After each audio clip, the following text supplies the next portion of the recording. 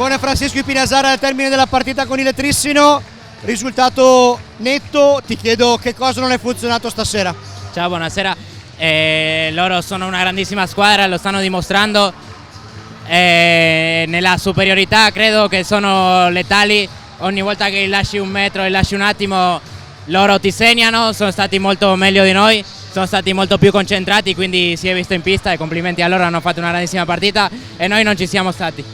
Adesso da cosa bisogna ripartire, perché comunque c'è ancora tanto per il campionato, ci sono i playoff da preparare, ti chiedo quali sono le aspettative del Bassano per il finale di stagione? Ora sicuramente affrontare le ultime gare al massimo, al di là che siamo secondi già o primi dipendendo dai risultati, sappiamo che non possiamo scendere da quella posizione lì, ma dobbiamo ancora lavorare. Si è visto ora, abbiamo visto in finale Coppa Italia che bisogna lavorare tanto per sicuramente raggiungere loro ed essere più concentrati, credo bisogna lavorare tanto di più. Ringraziamo Franny Pinazzara, in bocca al lupo al Bassano.